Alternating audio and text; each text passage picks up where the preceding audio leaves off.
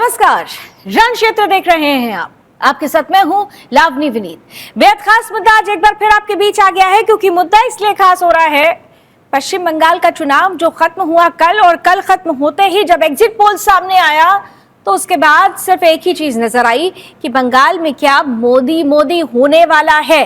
हम ऐसा इसलिए कह रहे हैं क्योंकि तमाम जो एग्जिट पोल आए हैं, सुदर्शन एआई एग्जिट पोल भी पश्चिम बंगाल में बीजेपी की सरकार बनता हुआ दिखा रहा है। यह अनुमान है।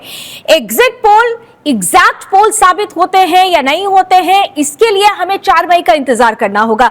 लेकिन इतना जरूर है कि जिस तरीके से एग्जिट पोल्स आए हैं, 7 एग्जिट पोल्स में से 5 एग्जिट पोल्स ये बता रहे हैं कि पश्चिम बंगाल में इस बार बदलाव की बयार है, बीजेपी सरकार में आने वाली है। और ऐसे में यही सबसे बड़ा सवाल बन गया है कि क्या बंगाल में बदलाव की बयार है या फिर वही सत्ता, वही सियासत और वही सवाल होने वाले हैं।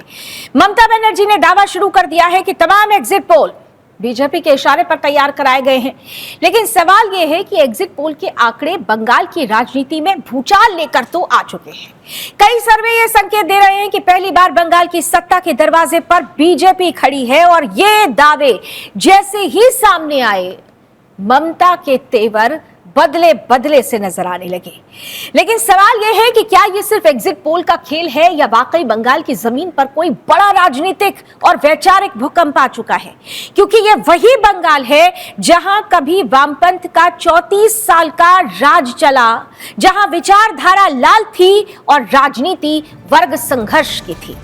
आज वही बंगाल हिंदुत्व, पहचान और राष्ट्रवाद की राजनीति का केंद्र बन चुका है। रण क्षेत्र में आज सिर्फ ये नहीं पूछा जाएगा कि कौन जीतेगा, कौन हारेगा, केवल इस पर चर्चा नहीं होगी। आज तो ये तय होगा कि बंगाल की आत्मा आखिर किस ओर जाती हुई नजर आ रही है। अगर बीजेपी सत्ता में आ रही है तो क्या होगा?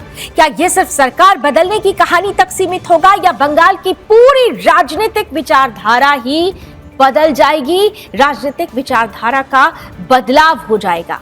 और क्या इसका मतलब होगा कि बंगाली अस्मिता पर हिंदुत्व की पहचान ने अपनी छाप छोड़ दी है? क्या यह संदेश जाएगा कि घुसपैठ, सीएए, भ्रष्टाचार और हिंसा के मुद्दों पर जनता ने निर्णायक फैसला दे दिया है? और सबसे बड़ा सवाल कि क्या ये 2026 का चुनाव नहीं बल्कि 2029 की राष्ट्रीय राजनीति का ट्रेलर होगा? ये तमाम ऐसे सवाल होंगे जो आज रण क्षेत्र में होंगे। लेकिन इन सब के बीच, जैसा कि ममता बनर्जी दावा कर रही हैं कि वो जीतने वाली हैं, और एक दो जो तमाम एग्जिट पोल आ रहे हैं वो कह रही हैं कि ये तो सिर्फ बीजेपी के इशारे पर हो रहा है। 226 का आंकड़ा वो बता रही हैं कि टीएमसी के खाते में जाने वाला है। बहुमत के लिए 148 का आंकड़ा चाहिए, लेकिन उनके दावों में तो दम 226 का दिख रहा है। ममता बनर्जी इन एग्जिट पोल्स के बाद किस तरीके से बदले हुए तेवर में आ रही हैं, और कैसे वो एग्जिट पोल पर सवाल खड़ा करते हुए अपनी जीत के दावे को और मजबूत कर रही हैं। 9 मिनट 5 सेकंड का वीडियो उन्होंने जारी किया है। क्या कुछ कहा है, जरा सबसे पहले ये सुन लीजिए। অনেক অত্যাচার সহ্য করে সেন্ট্রাল ফোর্স এবং এখানকার ফোর্স সবার যৌথ অত্যাচার সহ্য করেও টোটাল সমস্ত machinery government of India, prime minister, home minister থেকে শুরু করে পুরো গভর্নমেন্ট অফ ইন্ডিয়া এবং 19টা রাজ্যের বিজেপি নেতাদের এবং অর্থ ভাণ্ডার, শক্তির ভাণ্ডার, বন্দুকের ভাণ্ডার নিয়ে যারা বাংলার মানুষকে জব্দ করতে চেয়েছিলেন, জব্দ তারা কিন্তু ভোট বাক্সে হয়ে গেছে। আমি আপনাদের নিশ্চিন্ত করে বলতে চাই, যেটা টিভিতে দেখাচ্ছে এটা বিজেপি অফিস থেকে কালকে বেলা 1:08 সার্কুলেট করেছে এবং টাকা দিয়ে বলেছে যাতে এটা দেখানো হয়। তার কারণ হচ্ছে আমার কাছে স্পেসিফিক ইনফরমেশন এসছে 1:08 আমি কোনো একটা প্রেস মিডিয়ার থ্রুতে পেয়েছি, এবং সেই ইনফরমেশনে দেখা যাচ্ছে তারা পরিষ্কার বলছে ফোর্সফুলি তোমায় করতে হবে, এটা তোমাকে এর মধ্যে যাওয়া যাবে না। কারণটা আসলে জানেন আপনারা, আমরা 200-300 পেয়ে যেতে পারি, 226 ক্রস করবো 2026-এ। মানুষ যে বিপুলভাবে ভোট দিয়েছে, আমার তাদের প্রতি পুরো ভরসা, বিশ্বাস, আস্থা আছে। এবং ওরা কালকে এটা করিয়েছে প্রেসকে দিয়ে, তার কারণ গদি মিডিয়াকে দিয়ে। তার কারণ হচ্ছে ওরা তো আপনারা জানেন ইডি, সিবিআই, ইনকাম ট্যাক্স সবাইকেই চমকায়, এবং সেন্ট্রাল ফোর্সের ব্যবহার কাল করেছে। এবং তাতে যে নতুন পুলিশগুলো অ্যাপয়েন্টমেন্ট হয়েছিল, যারা আমার হাতে ছিল না, তারা ভীষণ মেয়েদের মেরেছে, বাচ্চাদের মেরেছে। যে ভদ্রলোক উদয়নারায়ণপুরে ভোট দিতে গিয়ে মারা গিয়েছে, আমি তার শোকাহত পরিবারকে সমবেদনা জানাবার ভাষা আমার নেই, কিন্তু পরিবারটার পাশে আমরা থাকবো। এবং যে তৃণমূল কংগ্রেস কর্মীরা এমনকি সাংবাদিকদেরও মেরেছে, আমি যেখানে ছিলাম ভবানীপুরে চক্রবেড়িয়ায়, আমি বাচ্চাদেরও মেরেছে, মহিলাদেরও মেরেছে, একতরফা মেরেছে। যাদের তৃণমূল কংগ্রেসরা জীবন দিয়ে লড়াই করেছেন।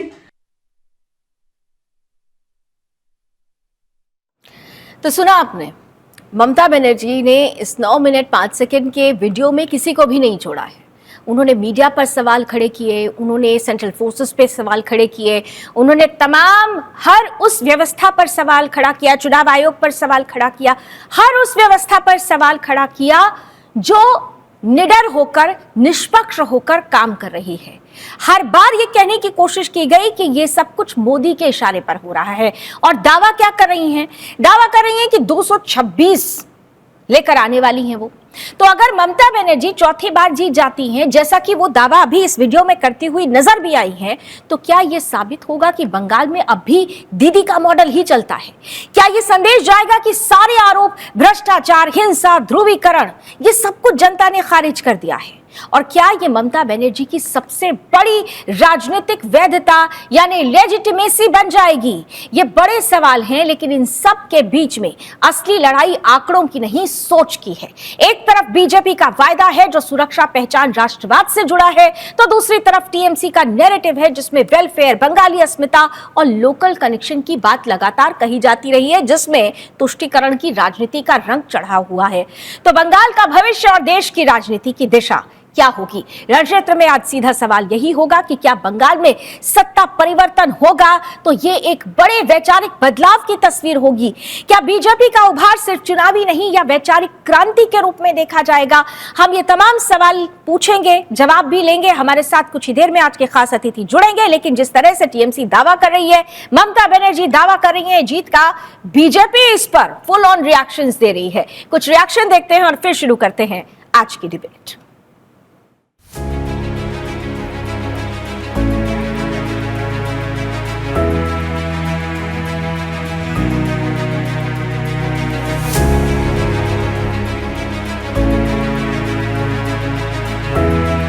I'm so proud of Election Commission.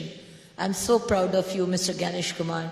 I'm so proud of you, Mr. Manoj Agarwal, for conducting such an election where 92%, 94% turnout.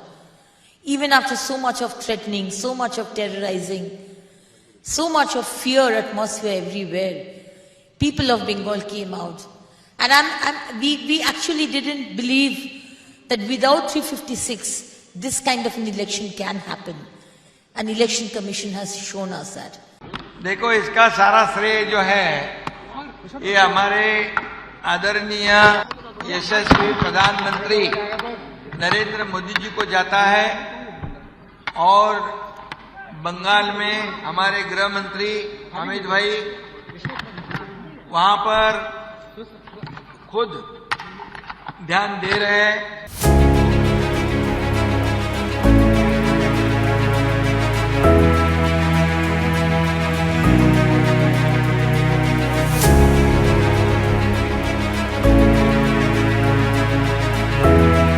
Beyond exit poll, we all are those who have worked in the election campaigning this time. In the 5 states, so we are all confident BJP is going to retain its responsibility in Assam. And for the first time, after a long period, West Bengal is going for a massive change. There are huge anti-incumbents against the incumbent government due to their misgovernance, due to their appeasement politics, due to their corruption. People of West Bengal is reposing their faith on the leadership of Prime Minister Narendra Modi, policies of Bharatiya Janata Party and the leadership of state BJP. I am confident there will be a government change in West Bengal. And also in other states, in Pondicherry, we are retaining the whole probability, we are retaining the responsibility. And in Kerala and Tamil Nadu, I think we all are confident our party, our alliance will emerge in a big way. पश्चिम बंगाल में जिस प्रकार से बंगाल की जनता ने, मतदाताओं ने अपने मताधिकार का इस्तेमाल किया, वो बहुत साफ संकेत और संदेश दे गया कि अब पश्चिम बंगाल की जनता इस निर्मम सरकार को और बर्दाश्त नहीं करेगी।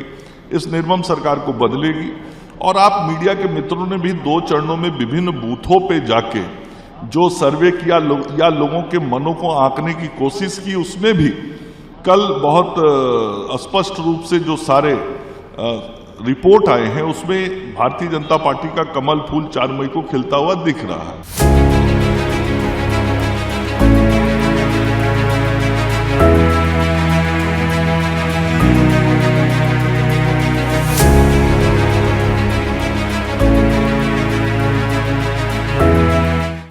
पोल ठीक है, मैं ग्राउंड का एग्जिट पोल बता रहा हूँ 180 प्लस बीजेपी, लेकिन जो अच्छा मेजोरिटी से भाजपा सरकार बन रहा है मोदी जी का। हिंदू खोल के वोट किया।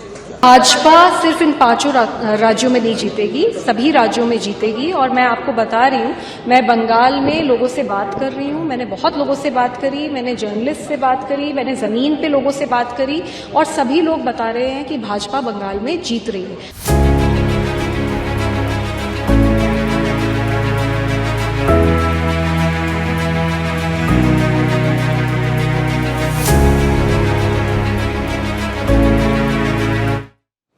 तो दावे अपने अपने हैं। भाजपा कह रही है हम जीत रहे, टीएमसी कह रही है हम जीत रहे। इन सबके बीच में एग्जिट पोल बीजेपी की सरकार बनाते हुए दिखा रहे हैं। यहां पर एक बार फिर से दोहरा देते हैं कि ये एग्जिट पोल है, एग्जैक्ट नतीजे 4 मई को आने वाले हैं। सबको 4 मई का इंतजार है, लेकिन जिस तरीके से एग्जिट पोल्स आए हैं उन एग्जिट पोल्स ने कम से कम 4 मई यानी परिणामों के दिन की जो दिशा और दशा है उसकी तरफ संकेत जरूर कर दिया है। आइए स्वागत करते हैं अब अपने अतिथियों का, गेस्ट पैनल का। हमारे साथ भारतीय जनता पार्टी का पक्ष रखने के लिए चंद्रशेखर बसोतिया जी जुड़ चुके हैं, साथ ही साथ टीएमसी का पक्ष रखेंगे मोहम्मद तौसीफ रजा साहब। हमारे साथ कांग्रेस से रतन तिवारी जी जुड़ रहे हैं, जाने माने पॉलिटिकल एक्सपर्ट अनिल गर्ग, और मेरी साथी पश्चिम बंगाल ब्यूरो चीफ संगीता झा भी हमारे साथ जुड़ चुकी हैं। आप सभी का बहुत बहुत स्वागत है। और ये देखिए पश्चिम बंगाल का एआई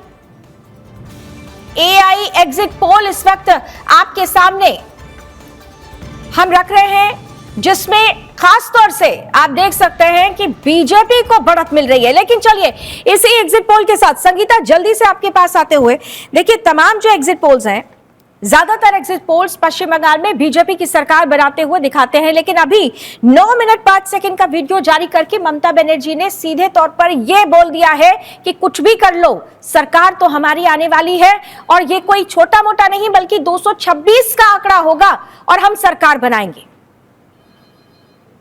संगीता बनाने का दावा देखिए टीएमसी भी कर रही है, बीजेपी भी कर रही है। जहां एक और आज मुख्यमंत्री ममता बनर्जी ने सीधे सीधे ये कह दिया कि अभी ये 2026 का चुनाव है, 200 से ज्यादा यानी कि 226 लाएंगे 26 के चुनाव में। और साथ ही देखिए ममता बनर्जी ने ये भी कहा है कि जो उनके जितने भी विधायक हैं, जो कि उम्मीदवार हैं, माफ कीजिएगा, जितने भी उम्मीदवार हैं सभी को कहा है कि आप जो है जहां जहां काउंटिंग मशीन रखी गई है, काउंटिंग के लिए जब जानी होगी, आप लोग सभी सचेत रहे, सभी बने रहें, कोई भी इधर उधर ना जाए। जैसे मैं जगी हुई हूं, मैं रात भर जगकर पूरी तरह से ध्यान रख रही हूं हर चीजों का, आप लोग भी जगे रहिए। अगर आप लोग खाने के लिए या फिर किसी भी तरह की किसी भी चीजों के लिए जा रहे हैं तो उस दौरान जो है आप किसी और को वहां पर रख दे, यानी कि दिन में कोई ड्यूटी करे, कोई रात में ड्यूटी करे। तो इस तरह से पूरी तरह से सजगता से ममता बनर्जी अपने सभी कार्यकर्ताओं को, सभी नेताओं को निर्देश दे रही हैं, आदेश दे रही हैं कि कुछ दिन ऐसा कर लीजिए। उन्हें अब जो है कहीं ना कहीं उनका ये आरोप वो लगा रही है कि ईवीएम के साथ कुछ छेड़छाड़ हो सकती है, ईवीएम मशीन जो है वो बदला जा सकता है। वहीं देखिए बीजेपी ने भी साफ साफ कह दिया है कि वो आश्वस्त है, वो 200 से ज्यादा सीट ला रही हैं और सरकार जो है बीजेपी ही बनाएगी। फिलहाल देखिए लावनी जी, आने वाला समय ही बताएगा कि इस बार की जो दीदी का किला है वो बचा रहेगा या परिवर्तन की आंधी समय ये बताएगा। लेकिन इतना जरूर है, बिल्कुल आपने ठीक कहा, आने वाला समय बताएगा। लेकिन इस समय जो समय ये बता रहा है बीजेपी का पलड़ा भारी हो रहा है। ऐसे में मोहम्मद तौसीफ रजा साहब जल्दी से आपके पास आते हुए, दावे तो आप लोग दम भरकर कर रहे हैं, लेकिन जो तमाम एग्जिट पोल्स हैं अगर बीजेपी की सरकार बनाते हुए दिखाते हैं, मैं फिर कह रही हूं कि ये अनुमान है, एग्जैक्ट नतीजों का इंतजार 4 मई को हम करते हैं। लेकिन ज्यादातर अगर अनुमान बीजेपी के पक्ष में जाए तो क्या ये आप लोगों के लिए चुनौती नहीं है? देखिए, हमें एग्जिट पोल से किसी तरह का कोई भरोसा है ही नहीं, क्योंकि रीजन ये है कि 2021 का इलेक्शन का एग्जिट पोल भी आप उठाकर देख लीजिए और 2024 का लोकसभा का भी इलेक्शन का एग्जिट पोल उठाकर देख लीजिए। इससे आपको बेहतरीन तरीके से समझ में आ जाएगा कि एग्जिट पोल पे लोगों को भरोसा होना चाहिए भी या नहीं होना चाहिए। एक्चुअल तो सबसे मेन चीज है कि 4 तारीख को वो आपको नतीजा समझ में आएगा ही। आप 2024 का लोकसभा इलेक्शन में पूरे देश का नजर को अब देखे होंगे कि अब की बार 400 पार वाला भी नारा था और 21 के इलेक्शन में भी बंगाल में वो एक नारा रह चुका है। तो वो तमाम नारे के साथ में हमें इस बात का पता है कि मतलब आपको पूरा समीकरण नजर आएगा। वो 4 तारीख को जो रिजल्ट होगा वो आपको नतीजा सामने आएगा और ममता बनर्जी की सरकार वही 4 तारीख को रिजल्ट निकलने पे आपको सरकार बनते हुए दिखते नजर आएंगे। तौसीफ रजा जी, एक सवाल मेरे मन में आ रहा है। आप लोग बार बार लगातार हर बार ये कहा जा रहा है कि 2021 को आप लोग भूल गए, 2021 में भी एग्जिट पोल्स आए थे और आपने क्या देखा, सरकार बनी टीएमसी की। लेकिन एक जो सबसे बड़ी चीज हमने देखी थी वो ये देखी थी कि बीजेपी ऐसी पार्टी थी जो 2016 में 3 सीटों पर थी और 21 में 77 सीटों पर आ गई थी। यानी आप देखिए कि वोट शेयर 10% से बढ़कर अगर 38% हो रहा था तो वोट शेयर भी बढ़ा था और सीधे सीधे सीट्स भी बढ़ी थी। तो बीजेपी को तो आपने उस वक्त भी नकारा था, आज भी आप नकार रहे हैं। देखिए, जल्दीबाजी तो नहीं कर रहे आप लोग? हाँ, नहीं, कहीं ना कहीं लोगों को एक चीज समझ में आता है, 2014 के बाद से जिस तरीके से हर घर मोदी घर घर मोदी का एक नारा रहा और लोगों के दिल में एक सोच भी रहा कि चलो भाई 70 साल कांग्रेस ने सरकार रहा है, परिवर्तन चाहिए देश में, भारतीय जनता पार्टी कुछ अच्छा करके दिखाएगी। लोगों ने अपना भरोसा दिखाया, लेकिन 14 के बाद से जिस तरीके से देश की स्थिति बनते गई, देश में जिस तरीके से हिंसा बढ़ता गया, देश को बर्बाद करने के कगार पर लेके चले गए ये लोग। और भारतीय जनता पार्टी की सिर्फ बड़ी बड़ी जुमली रही है, भारतीय जनता पार्टी सिर्फ बड़ी बड़ी बयानबाजी पे रह गए और लेकिन देश के हित में कोई बेहतरीन नजर नहीं आया, देश के हित में कोई बेहतरीन काम नजर नहीं आया। 2 करोड़ रोजगार का वादा रहा, 15 लाख का वादा रहा, मतलब ऐसे तमाम चीजों पे इनका वादा ही वादा बन के रह गया। क्योंकि ये हमेशा कहे कि हम बेरोजगारी खत्म करने की बात कर सरकार में आए और ये हमेशा कहे कि महंगाई को खत्म करने की बात कर, लेकिन आस्ते आस्ते मेरी बात को खत्म तौसीफ जी, बिल्कुल आपकी बात पूरा सुनूंगी, लेकिन सच्चाई यही थी कि आंकड़ों का खेल बड़ा मायने रखता है, लेकिन अंततः जो जीतता है वही राजा होता है। और बीजेपी ने सरकार बनाई, जनता ने विश्वास पर मुहर लगाया। आप लोग केंद्र की राजनीति हो या उत्तर प्रदेश का एग्जाम्पल हो, बहुत देते हैं आप लोग, लेकिन ये नहीं देखते कि जनता चुनती है, जनता बीजेपी पर भरोसा कर रही है। तो मैं आपसे एक सवाल पूछती हूँ, आप अगर इतने मजबूती के साथ ये दावा कर रहे हैं, अगर ममता दीदी बाहर आकर ये कह रही है इस वीडियो में कि 226 सीटें वो लेकर आ रही है, आपकी पार्टी लेकर आ रही है, तो इस दावे का आधार क्या है? ये जो आप इतना कॉन्फिडेंट है, इसका आधार क्या है? जी, इस दावे का आधार है 15 साल के कार्यकाल में ममता बनर्जी ने बंगाल के लोगों को के लिए काम किया है। बंगाल के लोगों को जो चाहिए था, बंगाल के लोगों को लिए कन्याश्री, युवाश्री, हेल्थ सेक्टर से, इंफ्रास्ट्रक्चर से लेकर, रोजगार से लेकर तमाम चीजों में ममता बनर्जी 15 साल में, आप पिछले तमाम 34 साल की गवर्नमेंट को उठाकर देखिएगा, 34 साल के इतिहास को उठाकर देखिएगा, उस कंपैरिजन में बंगाल में ममता बनर्जी ने डेवलपमेंट के तमाम जगहों में काम किया और तमाम क्षेत्र में काम किया है। और ऐसा नहीं कि किसी सिटी, भाई साहब, अगर डेवलपमेंट हो रहा होता तो ममता बनर्जी को मन से धमकाने की जरूरत नहीं पड़ती कि 2 महीने के बाद तो हम ही मिलेंगे, या अभिषेक बनर्जी या जागीर खान जो धमका रहे थे वो धमकी देने की जरूरत नहीं होती। वो बड़े प्यार से ही लोग आपको दे देते हैं, ये धमकी वाली राजनीति नहीं चलती। मैं आऊंगी आपके पास, ठीक है, जल्दी से बसोतिया जी से एक कमेंट ले लेती हूँ। आ रही हूँ सर, पूरा भी डिबेट आप लोगों के लिए ओपन है। बीजेपी और टीएमसी ने पूरी तरीके से पश्चिम बंगाल को कैप्चर कर रखा है, कांग्रेस तो कहीं नहीं है, लेकिन फिर भी रतन जी आप दावे के साथ दम ठोकेंगे अपना। रतन जी आपके पास भी आऊंगी, लेकिन उससे पहले बसोतिया साहब, अब देखिए यहाँ तो दावा 226 का हो चुका है। वो कह रहे हैं कि जितने भी एग्जिट पोल हैं वो सारे के सारे बीजेपी के इशारे पर बने हुए हैं, सेंट्रल फोर्सेस बीजेपी के इशारे पर काम कर रही है, चुनाव आयोग बीजेपी के इशारे पर काम कर रही है, सब कुछ, हर कोई हर जगह बीजेपी के इशारे पर नाच रहा है। लेकिन यहां तो जनता ने सिर्फ टीएमसी को चुन लिया है। सबसे आपके चैनल के सभी श्रोताओं को नमस्कार। सबसे पहली बात कहूंगी, जनता ने उमड़ के बोला कि हमने रंग लिया है भगवा चोला, और मुख्यमंत्री जो है वो अहिंसा की प्रतीक है। उनको खून चाहिए, रक्त चाहिए, मर्डर चाहिए, निर्दोष कार्यकर्ता मारा जाए पर धन्यवाद देना होगा भारत के चुनाव आयोग को और यशस्वी प्रधानमंत्री नरेंद्र मोदी जी के संकल्प को। उन्होंने बंगाल में आके लोगों से कहा कि इस बार का चुनाव ऐतिहासिक होगा, एक भी बेगुनाह का रक्त नहीं गिरेगा, और प्रमाण कर दिया कि यह चुनाव हुआ रक्त रंजित नहीं हुआ, रक्त मुक्त हुआ। यह चुनाव हुआ जहाँ जनता ने उमड़ के वोट दिया, कोई छप्पा नहीं, कोई ठप्पा नहीं, कोई रिगिंग नहीं, कोई बूथ कैप्चरिंग नहीं। और मुख्यमंत्री क्या हुआ, उनको हमेशा आदत थी, यहाँ बम पड़ गया, वहां पाँव उड़ गया, वहां गला फट गया, वहां लोग मारे गए, पर इस बार नहीं देखने को मिला। तो ममता बनर्जी उसको पचा नहीं पा रही है। और दूसरी बात, ममता बनर्जी को हिंसा ही और इनके लोगों को हिंसा पसंद है। पर आज क्या हुआ इस बार, एक निर्दोष की किसी भी, आप देखिए बंगाली जनता क्या फैसला होगा ये 4 मई को बोलेंगे। पर इस बात की हमें संतुष्टि है कि जनता ने अपना मत डाला है और पूर्ण विश्वास है कि आप देख लेना 4 मई को भाजपा पूर्ण बहुमत की सरकार बनाएगी और मुख्यमंत्री छाती पीटती नजर आएगी कि चुनाव आयोग ने धांधली कर दी। आपके चैनल में भी मुख्यमंत्री एक बात कर रही थी अपने लोगों को कि आप सभी लोग रात भर जगो, क्योंकि मुख्यमंत्री को मालूम है कि कैसे सत्ता हाथी आती थी, तो बैलेट पेपर में कैसे धांधली होती थी, कैसे वो पोलिंग एजेंटों को मार के भगाया जाता था। और इस बार कुछ भी नहीं हुआ। तो इनको मालूम है कि कहाँ का धांधली है, कहाँ का क्या होता था, और इनको डर है ये बात। इस बार जनता ने 92% का मतदान दे दिया, 1 करोड़ मतदाता हार गए, पर जनता ने कुछ भी नहीं कहा। पर आप देखिए आज, पर मैं धन्यवाद। ये सही है कि स्वतंत्रता के बाद जो वोट परसेंटेज आया उसने सारे रिकॉर्ड्स ध्वस्त कर दिए, लेकिन जिस तरीके से आपको चुनौती दी जा रही है ममता बनर्जी की तरफ से, वो चुनौती, क्या आप उस चुनौती को देख पा रहे हैं कि वो सिर्फ नैरेटिव सेट कर रही है या वाकई उस चुनौती में दम है? क्योंकि वो बार बार कह रही है कि आप देखते ही रह जाओगे। 2021 में भी कुछ ऐसा ही हुआ था और इसी का एग्जाम्पल दिया जा रहा है कि 2021 में जो हुआ था उसकी परिणति 2026 में फिर से होगी। मैं कहता हूं हम जनता के ऊपर हमने छोड़ दिया। जनता को एक तरफ भय है जो मुख्यमंत्री 15 सालों से, और एक तरफ भरोसा है जो आदरणीय प्रधानमंत्री जी और अमित शाह जी ने और राज्य के हमारे प्रदेश अध्यक्ष श्रमिक भट्टाचार्य के नेतृत्व ने प्रमाण किया कि कार्यकर्ता सड़क पर भी था और कार्यकर्ता बूथ के अंदर भी था। और इस निकम्मी इस प्रशासन को हमने नाके चलो चबवा दिए।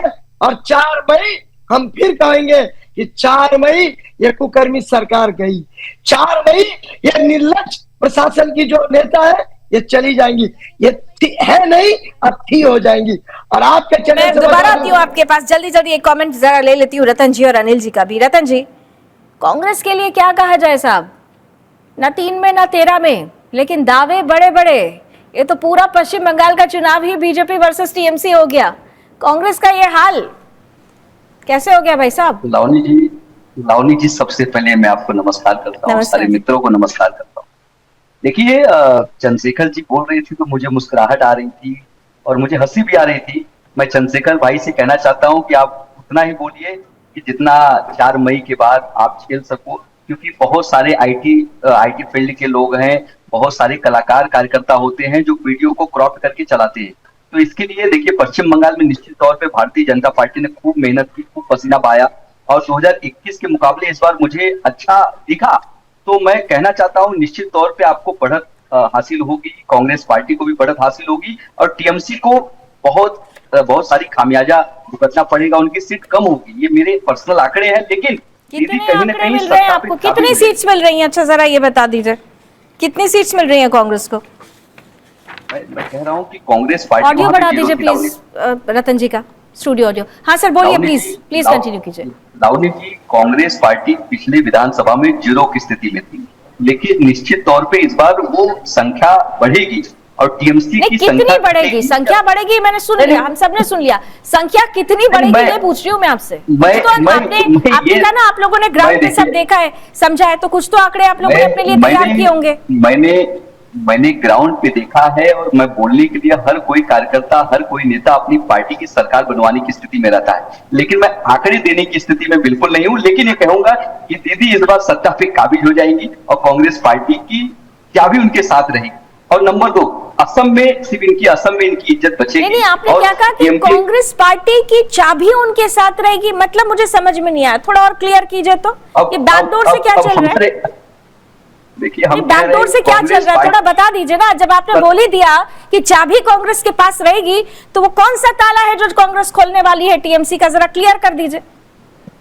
सत्ता के दरवाजे की जो ताला लगा हुआ है ना, वो ताले की चाबी कांग्रेस पार्टी के पास होगी और निश्चित तौर पे होगी। सब राहुल गांधी टीएमसी पर हत्यारा होने का आरोप लगा रहे हैं और दूसरी तरफ आप यहाँ बैठकर कह रहे हैं कि चाबी जो है वो आपके पास होगी। जरा क्लियर हो लीजिए, क्योंकि आपके नेता कुछ और कह रहे हैं, आप यहाँ कुछ कह रहे हैं। अनिल जी आती हूँ, सर आ रही हूँ, आज सब बोल की डिबेट अभी सबके लिए, जरा अनिल जी के पास भी जाने दीजिए। अनिल जी, बड़ा हास्यास्पद हो जाता है जब ऐसी प्रतिक्रियाएं आती है, लेकिन खैर पश्चिम बंगाल का चुनाव है, बहुत संजीदगी के साथ हमें ये समझना और देखना होगा, क्योंकि ममता बनर्जी भले ही टीएमसी के लिए बीजेपी चुनौती हो, लेकिन ये बात मानना पड़ेगा कि टीएमसी की तरफ से ममता बनर्जी ने सीधे चुनौती दी है।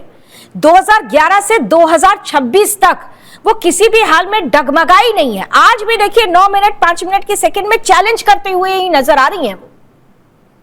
लावनी जी, मैंने सुना है बंगला भाषा में था, लेकिन इतनी बंगला भाषा हमें समझ में आने लग गई। साथ में आपने रिटर्न भी लिखा था कि ममता बनर्जी बोल क्या रही। देखो, कुछ बातें ठीक है, कुछ बातें गड़बड़ है। क्यों कह रहा हूँ मैं ये बात? मैं इसलिए कह रहा हूँ, उन्होंने कहा केंद्रीय एजेंसी यहाँ क्यों थी? केंद्रीय एजेंसी किस लिए होती है वहां पे? केंद्रीय एजेंसियां, केंद्रीय फोर्सेज कितने बल वहां पे इसलिए थे कि वहां पे हिंसा मुक्त, डर मुक्त, भय मुक्त चुनाव वो जो कि हुए। तो आपको तो उनकी तारीफ करनी चाहिए, आप उनकी बुराई क्यों कर रही है? 93% के आसपास वहां पे मतदान हुआ, जो एक रिकॉर्ड मतदान है। इसके लिए केंद्रीय एजेंसियों की जी भर भर के तारीफ करनी चाहिए। आप उनकी बुराई कर रही है, क्यों कर रहे हैं भाई? क्या किसी केंद्रीय एजेंसी ने ये कहा कि टीएमसी को वोट मत दो? उन्होंने फ्री एंड फेयर इलेक्शन करने के लिए आए थे, उन्होंने किए। मैं तो इलेक्शन कमीशन को बोलता हूं कि आपको धन्यवाद देना चाहिए, उन्होंने ऐसे इंतजाम किए कि रिकॉर्ड मतदान हुआ 93%, जो आज तक कहीं भी नहीं हुआ। और आप उनकी बुराई कर रही, क्यों कर रही है? पहली बात तो ये समझ में नहीं आई कि जो काम जिसके लिए सेंट्रल फोर्सेज आई थी, अब सेंट्रल फोर्सेज हटा के क्या आपको लगता है लोकल पुलिस को देना चाहिए? तो बाइस रहती है, वो हमेशा वहां पर सत्ताधीन जो नेता होते हैं उनके ही बाइस स्टार रहती है और उनके इशारे पर काम करती है। क्या चुनाव उनको दे देना चाहिए था क्या?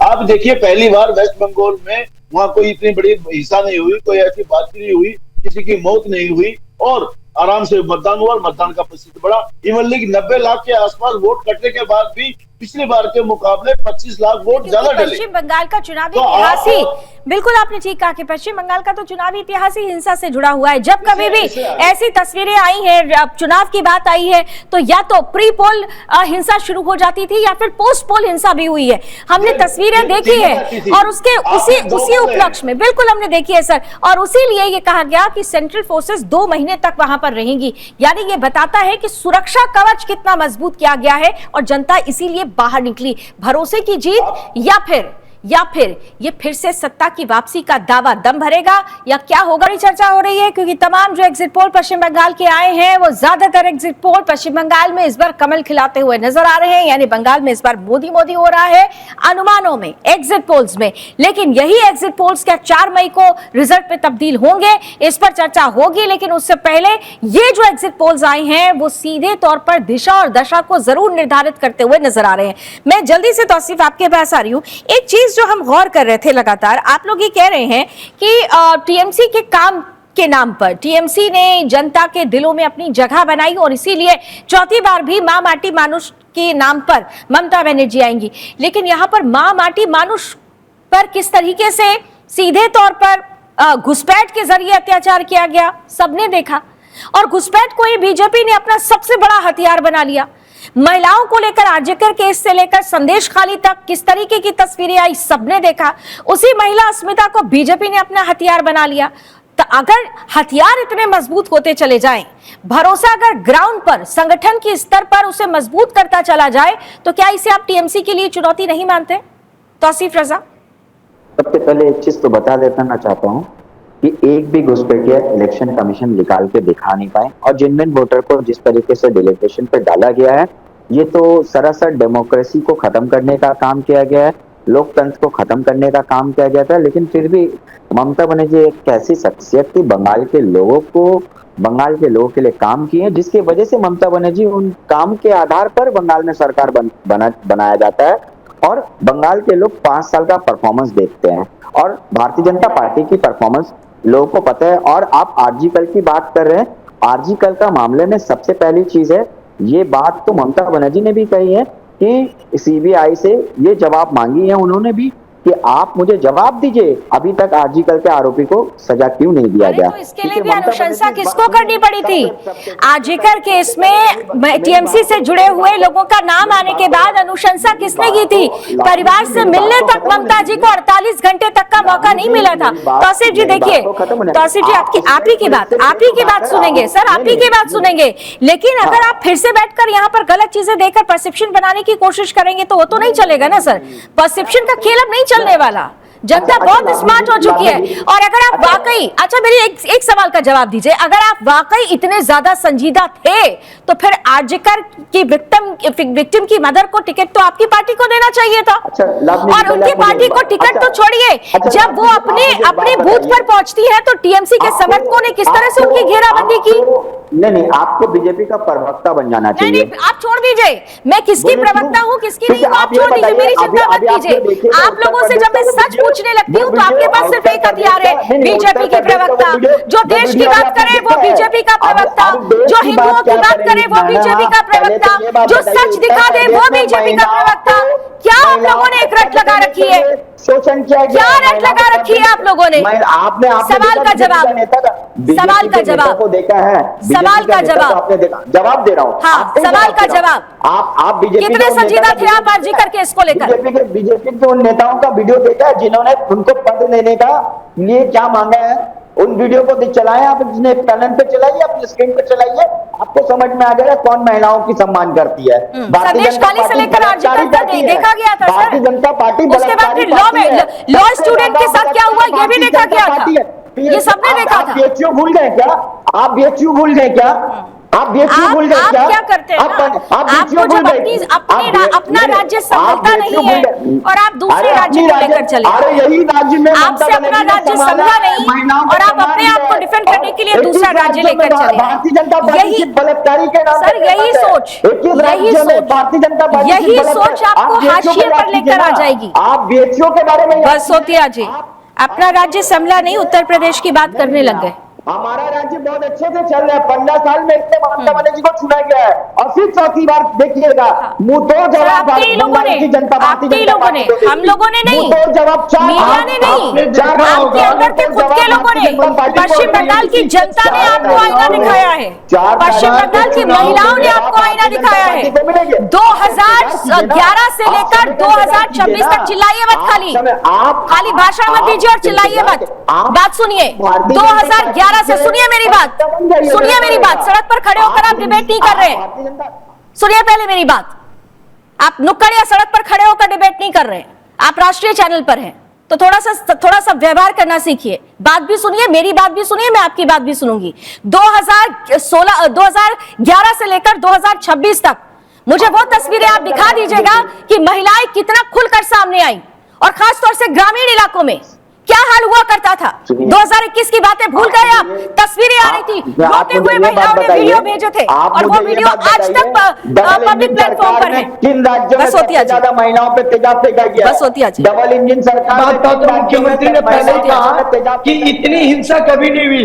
मैं आपके माध्यम से बोलना चाहता हूँ, मुख्यमंत्री ने वीडियो दिखाए जहाँ कोई किसी ने किसी को मारा हो या कोई महिला प्रताड़ित हुई हो। ये पश्चिम बंगाल के इतिहास में पहली बार है कि ये चुनाव इतना शांतिपूर्ण माताएं बहनें बच्चे एक साथ गए, पश्चिम बंगाल में उत्सव चल रहा था, का उत्सव। एक एक करके बोलिए, एक सेकंड रुक जाइए, तो सिर्फ रुक जाइए। बसोतिया जी आप काउंटर आंसर करिए, दो बातें मुझे बताइएगा। सवाल सुन लीजिए। आप लोग अति उत्तेजना में सवाल नहीं सुनते। दो सवाल बड़ा महत्वपूर्ण है। एक तरफ है कि एग्जिट पोल में आपको जीत मिलती हुई नजर आ रही है, लेकिन ये सिर्फ एग्जिट पोल है, मैं दोबारा दोहरा रही हूं। एग्जिट पोल एग्जैक्ट पोल में तब्दील होंगे या नहीं होंगे, 4 मई का इंतजार। लेकिन जिस तरीके के मुद्दे अगर बीजेपी का उभार वहां हो रहा है, तो क्या इसे आप वैचारिक क्रांति मान रहे हैं? और अगर ऐसा नहीं है तो कहीं ऐसा तो नहीं कि आपकी राष्ट्रीय राजनीति पर ही सबसे बड़ा सवाल खड़ा होगा, क्योंकि 26 के बाद 27 में यूपी का चुनाव है। बसोतिया जी मैं आपके हर प्रश्न का जवाब, पहली बात यहाँ वैचारिक लड़ाई हो गई थी, एक तरफ बंगाल का बंगाली अपने आप को ठगा महसूस कर रहा था पिछले 15 सालों में। उन्होंने मुख्यमंत्री को लाए थे वामपंथी के कुशासन को मिटाने के लिए, और मुख्यमंत्री एक संप्रदाय विशेष के मुख्यमंत्री हो गए। उसका प्रतिवाद महिलाओं ने दिया। उन्होंने लाया था मुख्यमंत्री को, एक महिला है, महिला की वेदना समझेंगी। वामपंथ में जिस तरह तापसी मंडल को जला दिया गया था, उसकी प्रतिक्रिया के लिए वामपंथियों को हटाया गया और टीएमसी को लाया गया। पर टीएमसी ने क्या किया, आने के बाद सिर्फ और सिर्फ टॉपिक की राजनीति और बंगाली के उनके धर्म को मनाने के उनको कोर्ट में जाना पड़ा। इसलिए बंगालियों ने, महिलाओं ने इस बार ठाना। और आप देखिए ये पूरा का पूरा वोट 4 तारीख को क्या होगा मैं उस पर नहीं बोलना चाहूंगा। और 4 तारीख को बंगाल की अस्मिता जीतेगी। बंगाल में बंगाल की अस्मिता जीतेगी। बहुत जल्दी से मैं संगीता आपके पास आ रही हूँ, क्योंकि आप लगातार बीते 3 महीने से ग्राउंड पर हैं और एक एक तस्वीर आपने हम तक पहुंचाई थी। जमीन पर उतरकर ये दावों में दम कितना आपने देखा, महसूस क्या आपने किया? क्योंकि फील्ड रिपोर्टिंग के समय हमने देखा कि आपको भी कई बार मुश्किलों का सामना करना पड़ा है। टीएमसी के समर्थकों ने आपको भी रोकने की कोशिश की, ममता की पुलिस ने आपको भी रोकने की कोशिश की। ग्राउंड पर क्या परेशानी आपने देखी? देखिए लावनी जी, तस्वीरें तो हमने 23 को भी देखी और कल भी देखी। सुबह से ही देखिए लंबी कतारें थी, महिला, बुजुर्ग और जो युवा हैं वो भी वोट देने के लिए निकले हुए थे। रिकॉर्ड तोड़ मतदान हमने देखा। लेकिन देखिए इस बीच जो है हल्की झड़प हुई और कुछ जगह पर जैसा कि कल भी मैंने बताया था कि मुझे भी रोकने की कोशिश की जा रही थी। जो कोलकाता पोर्ट विधानसभा है, जिस विधानसभा में मैं मौजूद थी, भवानीपुर में तो झड़पें हुई ही, भवानीपुर में चीजें हुई रही थी। लेकिन उसके बाद जब कोलकाता पोर्ट विधानसभा में पहुंचती हूँ तो वहां पर मुझे जो पुलिस होती है वहां पर मौजूद, कोलकाता पुलिस खासकर, उन्होंने, हम सिर्फ एक नहीं थे, कई और मीडिया चैनल्स भी थे हमारे साथ, तो हम सभी को रोकने की कोशिश की गई।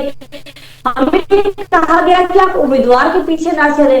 तो कहीं ना कहीं देखिए रोक टोक सिर्फ उनके लिए नहीं था, जो उम्मीदवार होते हैं उनके लिए नहीं होता। पिछले बार भी चुनाव में हमने 2024 में भी देखा था, 21 में भी देखा था, कई सारे मीडिया की गाड़ी पर हमला हो जाता था, सिर फोड़ दिए जाते थे, मारपीट की जाती थी। लेकिन इस बार का जो चुनाव था वो सिर्फ वोटिंग नहीं था, और देखिए एक तरह से ये परीक्षा की व्यवस्था की। और उस परीक्षा में हमने देखा कि केंद्रीय बलों की जिस तरह से तैनाती की गई थी, हर संवेदनशील इलाके पर पूरी तरह से सवाल यही है कि अगर इतना सब कुछ अच्छा था तो इतनी बड़ी मात्रा में सेंट्रल फोर्सेस को क्यों वहां पर उतारना पड़ा? मैं जल्दी से रतन जी आपके पास आ रही हूँ और फिर अनिल जी के साथ कमेंट लेकर सबब करूंगी। लेकिन पहले रतन जी एक चीज जल्दी से बता दीजिए, आपने दावे तो जरूर किए लेकिन उन दावों में दम फिलहाल अभी तो नजर नहीं आ रहा है, क्योंकि जो तस्वीरें हैं वो बहुत अच्छी आपके लिए नहीं है। एक वक्त था कि पश्चिम बंगाल आपका गढ़ हुआ करता था, वो कौन सी वजह रही कि आप इतना ज्यादा पीछे होते चले गए? कोशिश आप लगातार कर रहे हैं, कोशिश लगातार कांग्रेस कर रही है, लेकिन वो कहते हैं ना वो जो स्पार्क होता है वो स्पार्क नहीं मिल पा रहा है आप लोगों को। क्या वजह देख पा रहे हैं इसकी आप? राहुल जी, टीएमसी की जो नेता है ममता जी, कांग्रेस पार्टी से निकली है, कांग्रेस पार्टी से गई, अपनी पार्टी वहां पे बनाई और कांग्रेस का पूरा जो वोट बैंक था वो पूरा उनकी तरफ शिफ्ट हुआ। ये सभी लोगों ने देखा, लेकिन किस प्रकार कांग्रेस पार्टी बैकडोर से उनको किस प्रकार सपोर्ट करती रही, सत्ता तक पहुंचाती रही, वो पूरे बंगाल ने देखा, पूरे देश ने देखा। लेकिन इस बार राहुल गांधी ने जिस प्रकार प्रहार किया है, वो प्रहार यह दर्शाता है कि अब कांग्रेस पार्टी अब पश्चिम बंगाल पे फोकस रखना चाहती है, पश्चिम बंगाल पे अपना जनाधार बढ़ाना चाहती है। और इसके लिए मैंने कहा कि ममता बनर्जी की जो सीटें हैं काफी मात्रा में घटने जा रही है और कांग्रेस पार्टी टीएमसी के बीच में आप अपनी प्रासंगिकता देख रहे हैं, आप कह रहे हैं कि अभी भी बढ़ाना चाहती है, बढ़ने वाले हैं आप? मैं कह रहा हूं ना कि कांग्रेस पार्टी अपने आप को बढ़ाना चाहती है और पश्चिम बंगाल पे फोकस रखना चाहती है। और चाहने और प्राप्त करने में थोड़ी बारीक लाइन होती है साहब, चाहने और प्राप्त करने में बारीक सी लाइन होती है। चाहत तो बहुत ज्यादा बड़ी होती है, लेकिन प्राप्त कितना करते हैं ये मायने रखता है। और इसीलिए मैंने पूछा था कि प्रासंगिकता है भी या नहीं आपकी बीजेपी और टीएमसी के बीच में। अनिल जी, समअप आपके साथ ही करूंगी, क्योंकि ऑल अगर आप एक राउंड अप देखें तो ये सच्चाई है कि जिस तरीके से बीजेपी ने अपने आप को, लोकसभा चुनाव के आप आंकड़े देख लीजिए किस तरह से 9% की वृद्धि हो गई थी। आप देखिए उसके बाद विधानसभा चुनाव में देखिए 3 से 77 पर आ जाना, 16 से 21 के बीच में। तो ये तो तय है कि बीजेपी ने संगठन के स्तर पर अपने आप को मजबूती दे दी है, लेकिन क्या ये संगठन 26 तक आते आते इस कदर मजबूत हो चुका है कि पूरी तरह से सत्ता उसके हाथ में चली जाएगी, और अगर यह होगा पहली बार तो यह कितनी बड़ी तस्वीर होगी पश्चिम बंगाल के लिए? अनिल जी, ब्रेक होने वाला होता है या कार्यक्रम खत्म होने वाला होता है, थोड़ा समय दीजिएगा। तो मैं ये बात कह रहा था, अभी देखो मैं सुन रहा था अपनी टीएमसी के साथी को, जब आपने इनसे सवाल किया तो इन्होंने कहा देखो मेरी कमीज गंदी नहीं है अकेली, उनकी भी कमीज गंदी है, उनकी भी कमीज गंदी है। उत्तर ये होना चाहिए मेरी कमीज गंदी है कि नहीं, और है तो क्यों गंदी है, और इसको साफ कैसे करेंगे। यानी उन पर जो आरोप लगे हैं संदेश खाली होगा, अर्जी होगा, ये हुआ क्यों, होना चाहिए कि चाहिए नहीं था, इस पे बात की है। लेकिन यहाँ पे सभी लोग ऐसे हैं, वो अपने आप को साफ बताने के बजाय दूसरा भी गंदा है ये बताते हैं। दूसरी बात, ईवीएम की बात अभी आपने अभी छेड़ी नहीं। अभी सवाल ये भी आना चाहिए था कि ईवीएम पे अभी तक सब लोग शांत हैं, क्या ये 4 तारीख को भी शांत रहेंगे? कल को अगर टीएमसी की सरकार बनती है तो बीजेपी शांत रहेगी। कर रहे हैं ना, 2 मई को उसके लिए बैठक हो रही है। 2 मई को बहुत इंपॉर्टेंट बैठक करने वाले हैं। क्या आप अभी ईवीएम पे कोई सवाल नहीं करेगा तो अगर सरकार बदलती है तो मानेंगे कि ईवीएम ठीक था? अगर आपने कहा 226 आपको 4 तारीख का इंतजार करना अगर होगा। 226 आए तो ईवीएम ठीक रहेगा नहीं रहेगा, अभी से बता दीजिए, क्योंकि फैसले जिस दिन चुनाव का जो नतीजा आएगा उसमें मत तय करिएगा कि ईवीएम ठीक था या गलत था। बिल्कुल, नतीजों के दिन ये मत कहिएगा। जल्दी से सर 10 सेकंड में खत्म कीजिए, समय ज्यादा हो गया। जी जी बोलिए सर, बोलिए। तीसरी बात ये है, अभी आपने कांग्रेस साथी को जरा अच्छा था, मूड को थोड़ा लाइट बनाने के लिए, माहौल को लाइट बनाने के लिए इन्होंने कहा हमारी सीट हमारी बढ़ेगी, तो इन्होंने पहले बताया हमारी पिछली बार 0 थी, इस बार 1 0 और बढ़ जाएगी। यानी 0 के पीछे 0 लगेगी, क्यों लगेगी? ये बार बार खुद ही कह रहे हैं कि हम टीएमसी के साथ खड़े हैं, टीएमसी को सपोर्ट कर रहे हैं, अभी टीएमसी को दोनों साथ एक साथ बीजेपी नहीं आएगी पश्चिम बंगाल में। Thank you so much. समय इतनी अनुमति दे रहा है, लेकिन समय अभी पश्चिम बंगाल का आने वाला है। 4 मई को जब नतीजे आएंगे तो ये नतीजे क्या कहेंगे? क्या एग्जिट पोल एग्जैक्ट पोल में एग्जैक्ट रिजल्ट में तब्दील होगा? ये देखना बहुत दिलचस्प होगा। लेकिन इतना जरूर है कि जिस तरीके से इस बार पश्चिम बंगाल में टीएमसी और बीजेपी के बीच सबसे महत्वपूर्ण मुद्दा राष्ट्रवाद का मुद्दा, जिसे बीजेपी ने अपना हथियार बनाया और टीएमसी के घुसपैठ पर सीधा प्रहार किया है, जिस तरीके से सुरक्षा सेंट्रल फोर्सेस की तरफ से और चुनाव आयोग की तरफ से जनता को दी गई है और उनकी तरफ से बम्पर वोट की तस्वीर सामने आना, ये तो जरूर बता रहा है कि कुछ तो बड़ा होने वाला है। ये बड़ा क्या होगा, इसके लिए चलिए इंतजार करते हैं 4 मई का। फिलहाल रण क्षेत्र में अभी बस इतना ही। देश और दुनिया की तमाम खबरों के लिए आप जुड़े रहिए सुदर्शन न्यूज के साथ। जय हिंद।